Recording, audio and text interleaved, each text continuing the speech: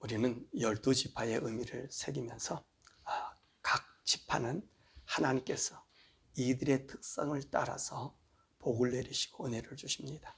사실 이 12지파는 어쩌면 이 온 지구상에 있는 모든 사람들, 모든 종족들을 다 포함하고 있는 그 인간 모습을 이렇게 포함되고 있는 축소판이라 해도 과언이 아닌 것입니다. 왜냐하면 하나님이 이스라엘 백성을 구원하시면서 그 목적을 출애굽기 19장 3절에서 6절에 이렇게 말씀하고 있습니다. 모세가 하나님 앞에 올라가니 여호와께서 산에서 그를 불러 말씀하시되 너는 이같이 야곱의 집에서 말하고 이스라엘 자손에게 말하라. 내가 애굽 사람에게 어떻게 행하였음과 내가 어떻게 독수리 날개로 너희를 업어내기로 인도하였음을 너희가 보았느니라. 세계가 다 내게 속하였나니 너희가 내 말을 잘 듣고 내 언약을 지키면 너희는 모든 민족 중에서 내 소유가 되겠고 너희가 내게 대하여 제사장 나라가 되며 거룩한 백성이 되리라. 너는 이 말을 이스라엘 자손들에게 전할지니라. 자, 오늘 여기 있는 출애굽기 19장 6절의 말씀 보면 이런 말씀이 있습니다. 그것은 너희를 모든 민족에게 제사장 나라로 삼겠다라고 하는 것입니다. 그 무슨 말씀이냐면 오늘 이 제사장이라고 하는 사람 어떤 분들이죠? 인간의 모든 죄와 허물을 안고 하나님 앞에 나가는 사람입니다. 이게 제사장이에요. 그런데 오늘 이스라엘 사람들을 향하여 우리 하나님께서 너는 제사장 나라로 모든 민족 중에 내 소유가 돼서 너희가 내게 대하여 제사장 나라가 되게 하겠다라고 한 것입니다. 그러니까 오늘 야곱이 이들에게 축복한 그 이야기, 그 말은 이 이스라엘 12지파가 이 세상의 모든 사람들의 모습을 담고 있다는 것입니다. 그래서 이 이스라엘 나라 12지파는 단순히 이스라엘 나라 사람만 얘기하는 것이 아니라 모든 인간을 대표한 그 모습을 이 지파 속에서 나타날 수 있다는 것이지요. 자, 그럼 지난 시간에 우리는 르우벤 지파에 대해서 우리가 배웠고 오늘은 시몬 지파에 대해서 우리가 배우려고 합니다. 시몬은 야곱의 둘째 아들입니다. 레아가 남편의 사랑을 받지 못하고 남편도 자기 품에 돌아오지 않았을 때 하나님은 레아를 생각하셔서 그에게 첫 아들을 주셨습니다. 그래서 레아가 하나님께서 나의 괴로움을 돌아보셨다. 그래서 그분이 내게 아들을 주셨다. 이제는 내 남편이 나를 사랑하게 될 것이다. 왜냐하면 내가 첫 아들을 낳았기 때문이다. 그래서 그 이름을 뭐라고 지었다 그랬습니까?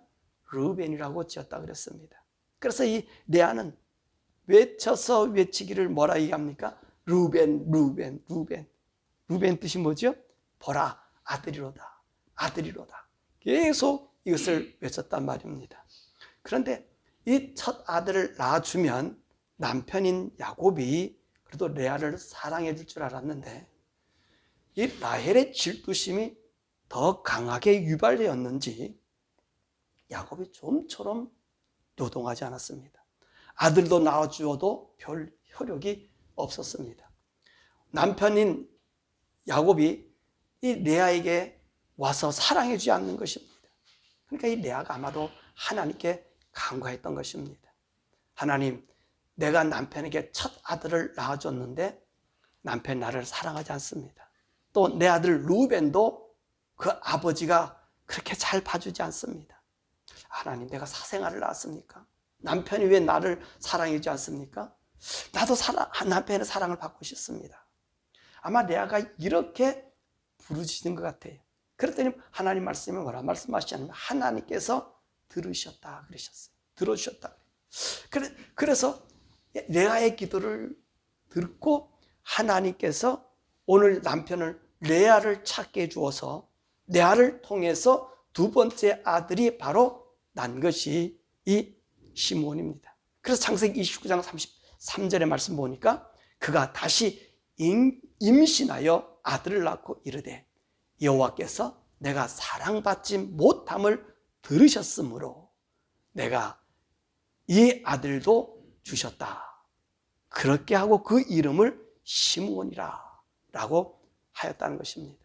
그럼 시므온의 뜻이 무슨 말씀이죠? 시므온의 뜻은 들으심이다 라는 것입니다. 하나님이 들어주셨다는 거예요. 왜? 내가 남편에게 첫 아들을 낳아줘도 나를 거듭도 보지 않았기 때문에 내가 그 하나님 앞에 나의 원통함을 부르셨더니 하나님께서 들어주셨다는 거예요. 그래서 오늘 이 아들을 들어주셨다는 거예요. 그래서 시므온이라 부르면서 그 의미가 뭡니까? 들어주셨다. 들어주셨다. 하나님이 들어주셨다. 아들을 주었는데 당신이 나를 사랑해 주지 않으니까 하나님이 들어주시고 이 아이를 주셨다. 그렇게 이야기했다는 것입니다. 여러분, 우리 하나님 어떤 분이시냐? 들어주시는 분이란 말입니다. 우리의 간구를 들어주셨단 말이지. 우리 성경 말씀 중에서요, 하나님께서 우리에게 한 말씀 중에 가장 많은 것이 뭐냐면 내가 들었다라고 하는 말인 것입니다. 하나님이 인간의 소리를 들었다는 것이죠. 그러면 이 들었다는 말에는 무엇을 전제로 하고 있습니까? 누군가가 불렀다는 얘기입니다. 누군가가 아랬다는 의미라는 말씀이지요. 그럼 우리 인간이 하나님께 부르고 아랠 수 있는 것이 뭡니까? 그 수단이 이 기도라는 것입니다. 하나님은 우리의 기도를 듣고 계심을 오늘도 이 말씀 속에 이 신문을 통해서 말씀해 주고 있는 것입니다. 레아가 그 마음의 소원을 가지고 있었습니다. 그는 다른 거 바란 것도 아니에요. 남편이 자기에게 오기를 기대했던 것입니다. 그러나 그 기대가 끊어졌습니다. 그래서 예언이 기도했지. 그가 하나님께서 자기에게 아들을 주면 남편이 내게로 오리라 생각했는데 오지 않으니까 오히려 그래서 실망하고 좌절할 수 있지만 좌절하지 않고 또 하나님께 부르셨다는 거지. 그랬더니 하나님께서 그 레아의 기도를 들어주시고 그리고 시몬도 낳게 주셨다는 것입니다. 그러므로 우리 인생 살아가는 삶 동안 여러분들은 항상 하나님과 기도의 끈을 놓지 마시고 계속 기도하는 삶을 사시길 바랍니다. 그러면 이 시몬은 그는 어떤 사람으로 성장하였으며 그가 어떤 복을 받았을까요? 오늘 창세기 49장 5절에서부터 7절의 말씀을 보면 이 시몬과 레이가 함께 아버지로부터 축복을 받는 모습을 보게 됩니다. 그런데 이 시므온이 받은 이 축복이 이게 복일까 할 정도로 여기 보면 저주스러운 복을 받은 것을 우리가 보게 됩니다. 자, 오늘 5절에 보니까 시몬과 레이는 형제요 그의 칼은 폭력의 도구로다. 내오나 그들의 모의에 상관하지 말지어다. 내 영광아 그들의 집회에 참여하지 말지어다. 그들이 그들의 분노대로 사람을 죽이고 그들의 혈기대로 소의 발목 심줄을 끊었음이로다. 그 노염이 혹독하니 저주를 받을 것이요 분기가 맹렬하니 저주를 받을 것이다. 내가 그들을 야곱 중에서 나누며 이스라엘 중에서 흩으리로다. 여러분, 이 말씀이 아버지가 자식에게 내리는 축복이라고 믿어질 수 있습니까? 축복이 아니라 오히려 저주스러운 말인 것을 우리가 보게 됩니다. 그럼 왜 이런 축복을 야곱이 마지막 죽음의 그 시점에서 하였을까요? 우리는 창세기 34장의 말씀을 압니다. 야곱이 고향으로 돌아와 가나안 땅에서 이제 머물던 곳이 세겜이라는 곳입니다. 그곳에 땅을 사고 장막을 치고 있었습니다. 그때 야곱의 딸 디나가 세겜성으로 놀러 갔다가 이 디나가 그 하몰의 아들 세겜이 이 디나를 겁탈했습니다. 이 겁탈하고 나와서 보니 이 아이가 자기 마음에 너무 드는 거예요. 그러니까 이 세겜이 자기 아버지로 말해서 이 디나를 자기 아내로 삼게 해달라고 애원한 것입니다. 그래서 아버지 하몰이 야곱에 와서 내 딸 디나를 우리 아들이 범했으니까 그 딸을 우리에게 달라. 그러니까 이 야곱이 깜짝 놀라는 거지요.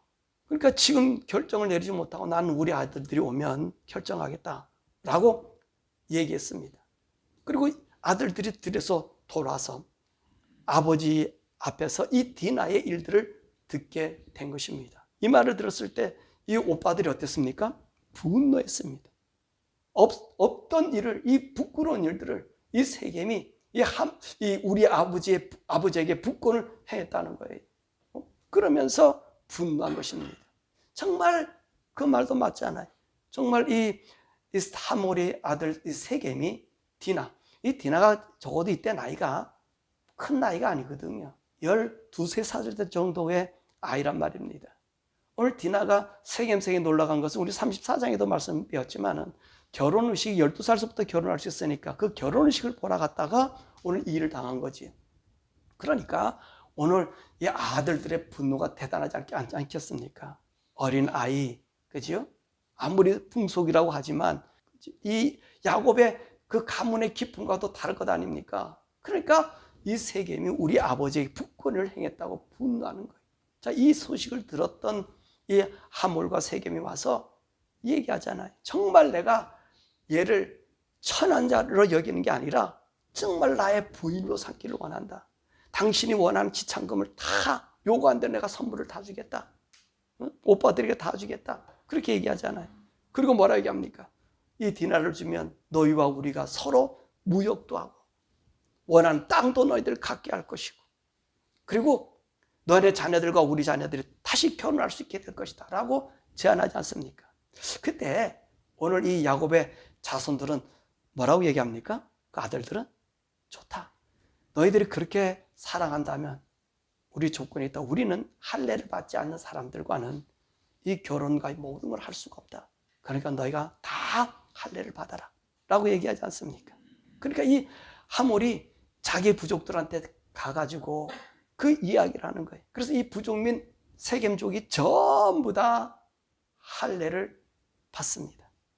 그리고 나서 할례 받고 3일 지나고 난 이후에 그들의 고통이 심할 때에 오늘 시므온과 레위가 들어가지고 그 성의 남자들을 다 죽이고 그리고 그 나머지 아들들은 가가지고 그 약대와 여자들과 그리고 그 재물들을 전부 약탈해 오는 사건이 있었다는 것입니다. 바로 이 말의 테마가 누구에게 지금 내려지고 있는 것입니까? 야곱은 뭐라고 얘기합니까? 시몬과 레위에게 그들의 칼은 폭력의 도구다 라고 하는 것입니다. 그럼 하나님이 무엇을 우리에게 교훈하시기를 원하고 있을까요? 레위와 이 시므온의 원한에 대하여 말씀하고 있습니다. 우리 인생 중에서 살아가는 삶 속에 원한이 없고 또 분노가 없을 수는 없지 않습니까? 그죠? 물론 원한이나 분노가 우리에게 없는 것이 좋은데 그렇지 않을 수 있다는 것입니다. 그런데 이 원한과 분노를 오늘 우리가 품어서는 또 이 분노를 원수로 갚아서 되지 않음을 말하고 있는 겁니다. 그런데 오늘 이 시므온과 레위가 분명히 옳은 일 아닙니까? 그럼에도 불구하고 오늘 야곱은 이 이야기가 누구의 이야기라고요? 이스라엘 한 나라에만 국한되는 것이 아니라 온 인류를 향한 그 이야기와 마찬가지란 말씀입니다. 그러니까 6절의 말씀에 보면 야곱은 뭐라 그러면 내 혼아 그들의 모의에 상관하지 말지어다. 내 영광아 그들의 집회에 참여하지 말지어다. 이 분노와 악의가 있는 이들과 함께 있지 않기를 원하고 있다는 것입니다. 우리 예수님도요 마태복음 5장 23절에서 24절에 이런 말씀하시잖아요. 너희가 예물을 드리다가 이제 제단에 제물을 가져왔는데 거기서 누군가 원망 들을 수 있는 일이 있다면 그런 일이 생각나거든. 예물을 제단에 놓고 가서 하야고 와서 그리고 화목하고 난 이후에 예물을 드리라라고 하는 것입니다. 이게 뭐 때문에 그러죠? 바로 이런 일들이 있기 때문에 그러는 거예요. 분노와 원한이 가지고 있으면 이것이 우리에게 해결되지 아니하면 오늘 시므온과 레위와 같은 사람을 죽이고 멸절시키는 이 일들이 나타나기 때문에 그렇다는 것입니다. 그러면서 오늘 야곱은 7절에 뭐라고 얘기합니까? 그 노여움이 혹독하니 저주를 받을 것이요 그 분기가 맹렬하니 저주를 받을 것이라. 내가 그들을 야곱 중에서 나누며 이스라엘 중에서 흩으리로다. 여러분, 야곱과 이스라엘은 무엇을 대표하는 거죠? 하나님의 세계를 얘기하는 거예요. 하나님의 나라를 얘기하는 거예요. 의의 나라를 얘기하는 거예요. 거기엔 무엇이 들어올 수 없는 거예요? 악의가 들어올 수 없는 거예요. 분노와 이 저주스러운 이것들이 이 하나님의 나라에 들어올 수 없다는 것입니다. 자, 이렇게 시몬과 레위에 대한 이야기를 합니다. 자, 이 얘기가 끝나고 나서 세대가 지나서 모세가 이제 33장에는 이스라엘 12지파에게 또다시 복을 내리는 그런 장이 아닙니까? 그런데 말입니다, 공교롭게도 오늘 신명기 33장에는요 시므온에 대한 축복이 없습니다. 시므온에 대한 축복이 없어요. 모세가 12지파를 축복하는데 이 시므온을 빼버렸단 말입니다. 다시 말하면 야곱이 축복한 대로 시므온은 그 복에서 빠졌어요. 근데 참 재밌는 것은 민수기 1장에서 이스라엘 족속이 인구조사를 합니다. 이때가 언제냐면 출애굽에서 나왔을 때입니다. 그때 이 시므온 지파는 얼마나 세력을 가지고 있었을까? 출애굽에서 나왔을 때 첫 인구조사에는요 이들이 59,300명이었습니다. 59,300명. 이 숫자는 유다 다음으로, 단 다음으로, 그리고 오늘 시므온이 세 번째로 많은 숫자였습니다. 근데 이 광야 생활 40년을 지나고 나서 민수기 20장 16절에는 바로 가나안 땅으로 들어가기 직전에 인구를 조사를 합니다. 보면은 그 숫자가 22,200명으로 줄어들었어요. 광야에서 그들의 인구가 반으로 줄었다는 것입니다. 무엇을 의미하고 있는 거지? 아버지 야곱이 축복한 대로 그대로 시므온이 흩어지고 그리고 약화되었습니다. 그뿐만 아니에요. 이제 12지파를 축복하면서 모든 지파의 땅을 이스라엘 12지파로 가나안 땅을 분배해 주지 않았습니까? 그런데 이 시므온은요 땅을 분배받지 못해요.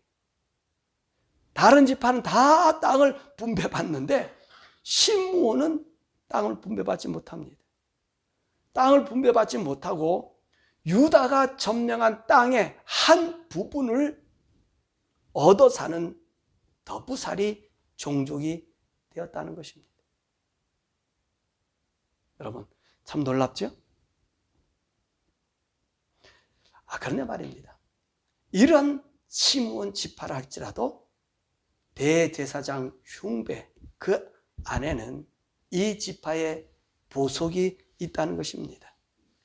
레위기 28장 18절 보면 남보석, 이 남보석이 바로 시므온 지파의 보석입니다. 이 남보석을 뭐라면 여러분들이 아시는 사파이어라고 하는 보석이에요. 히브리 말로 이 사파이어는 시피어라고 하는 말로 그 뜻이 흠이 같다, 보석의 키스 같다라고 하는 뜻이라는 것입니다. 우리는 사파이어 하면 좋은 보석이다 이렇게 생각하는데 오늘 이스라엘 지방에서 나는 사파이어는 좋은 보석으로 간주하지 않습니다. 이 보석은 질기고 딱딱하고 아주 단단합니다. 그런데 이것이 갈라지면 한 번에 여러 조각으로 갈라지는 성질이 있기 때문에 이스라엘 사람들과 그곳의 사람들에게는 인기가 없다는 것입니다. 더욱이 이 색상은 이 남보석이라고 우리가 얘기하는데 이 남보색은 그 예전에는 이 색을 청색 보석이라고 그랬다고 합니다. 그래서 색은 색인데 청색인데 어떤 청색이냐? 어둡고 짙은 청색이라는 거예요. 암울한 색깔의 보석임을 이야기하고 있다는 것입니다. 갈라지고 쓸모없이 곧 끝장날 수 있는 그런 보석이 바로 이 남보석이라는 것입니다. 자, 그러면 오늘 하나님께서 이 시몬을 통해서 우리에게 보여주는 교훈이 무엇일까? 시므온. 그 시므온의 존재가 어떻게 시작되었습니까? 하나님의 기도함으로, 하나님의 응답으로 얻은 바로 그 아들 아닙니까? 남편의 사랑이 소원해지자 그 아들을 얻기 위해 기도로 얻은 아들입니다. 반대로 기도 얻었으니 그 아들은 정말로 기도로 그 아내 태교도 잘 이루어진 아들일 수 있을 거예요. 그럼에도 불구하고 이 시몬 지파는 쓸모없이 쓸쓸히 흩어지는 가련한 사람들이 되었다니 얼마나 슬픈 일입니까? 오늘 이 말씀을요, 한 대목을 좀 넘어가서 보면 우리 인류에서 슬픈 이야기가 있어요. 그 슬픈 이야기가 뭐죠? 아담과 하가 범죄한 이후로 슬픈 이야기. 그 이야기가 누굽니까? 가인의 이야기입니다. 자기 아우 아벨을 죽이고 이제 이 세상에 유일한 아담의 후손으로 존재하고 있지 않았습니까?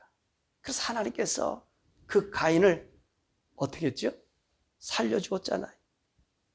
동생 아벨을 죽이고 나서 그 죽음에서 정말로 그 괴로워하는 가인을 죽이지 못하게 표를 주었습니다. 그리고 하나님이 가인의 형태를 살펴보고 있었죠. 근데 가인이 어떻게 했습니까? 하나님께로 돌아오질 않았어요.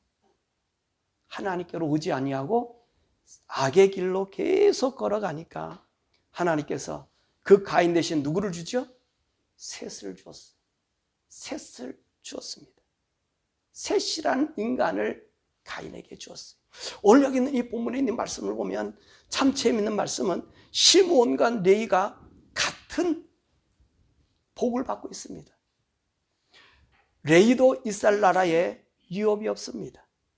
오늘도 야곱이 뭐라 얘기합니까? 이들이 흩어져 산다고 얘기한다고 그랬어요. 흩어진다고 그랬어요. 시므온도 레위도 그 형제들 중에서 그들 중에서 흩어지게 된다고 그랬습니다. 똑같아요. 시므온도 자기 영지가 없이 유다의 한 귀속으로 살고 있고요. 레위도 마찬가지로 자기 영토가 없습니다. 이 부족 저 부족에 나가서 살아야 합니다. 둘 다 레위나 그리고 시몬도 아버지로부터 저주의 복을 받습니다. 맞죠?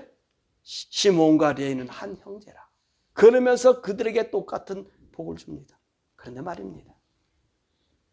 오늘 이 사람 두 사람의 운명이 달라진다는 거예요. 시므온은 그대로 그 일로 자기의 삶으로 걸어간다면 레위는 그와 달랐습니다. 같은 저주의 복을 받은 사람이라도 레위의 길은 달랐다는 것입니다. 무슨 말이냐? 오늘 출애굽을 하고 나와서 하나님께서 모세에게 이제 하나님의 언약의 말씀을 주지 않습니까? 그리고 산에 올라가지 않았습니까? 모세가 내려오지 않으니까 이 땅에서는 어떤 일이 생겨졌죠? 모세가 오지 않으니까 그가 죽었는지 살았는지 우리 모르겠다. 우리가 금송아지를 만들어서 이것이 우리 하나님이다. 그를 믿자. 그렇게 했단 말입니다.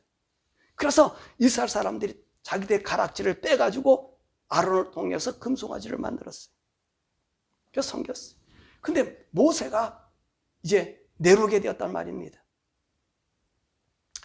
출애굽기 32장에 내려와서 보니까 이게 가간도 아니야. 그러니까 모세가 어떤 일을 해? 이 가전 두 돌비를 땅에 던져버렸어요. 그리고 금송아지를 갈아가지고 이제 물에 뿌리지 않았습니까? 그때 모세가 물어봅니다.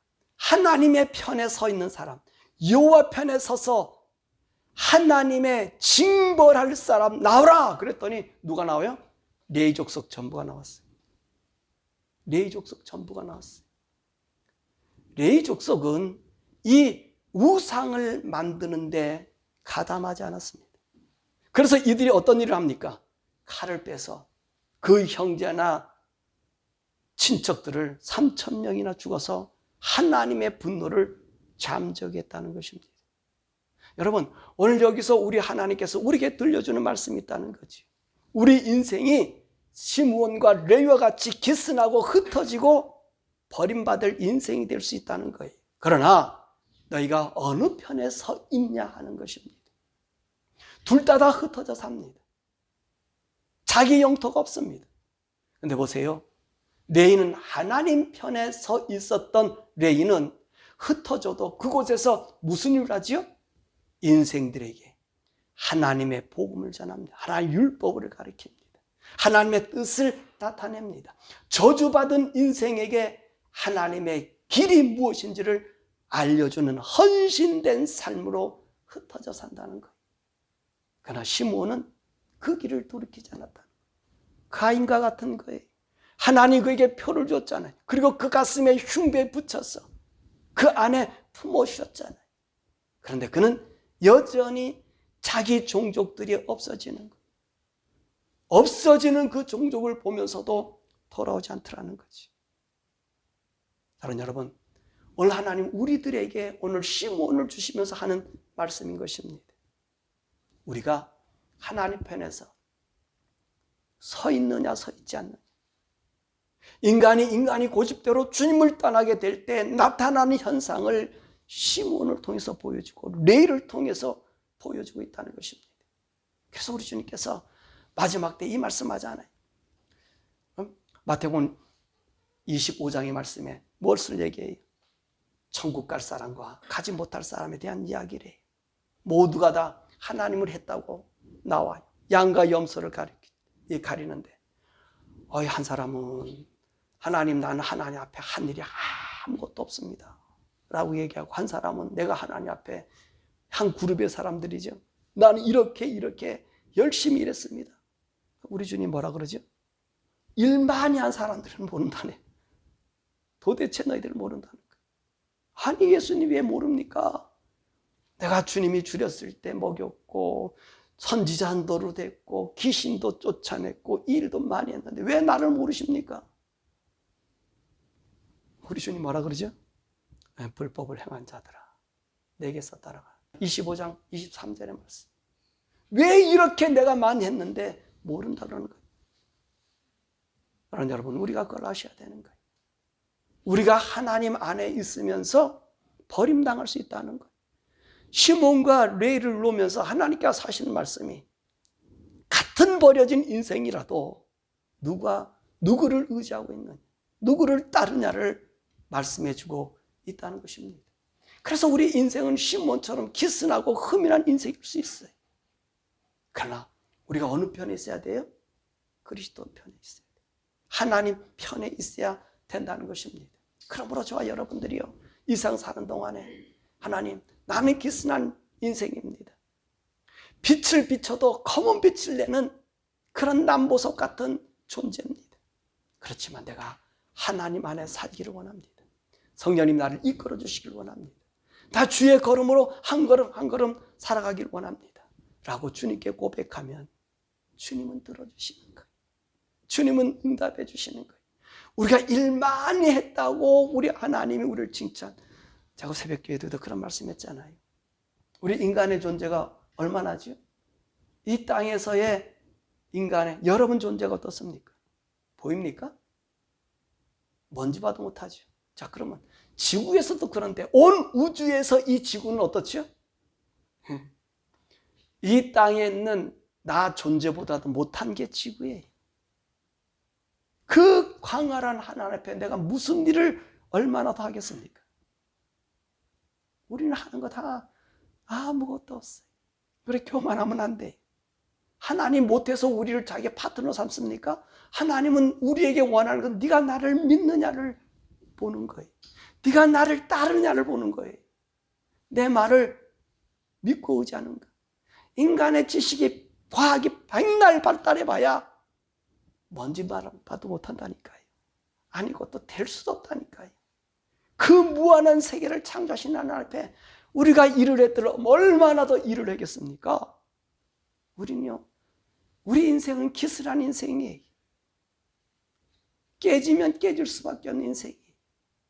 그 인생이 하나님 편에 있으면, 하나님 안에 있으면 하나님이 그를 붙잡아 주셔서 그를 아름답게 해주신다는 것, 그를 제사장으로 삼아주신다는 것, 그를 하나님의 일에 동참꾼으로 삼아준다는 것.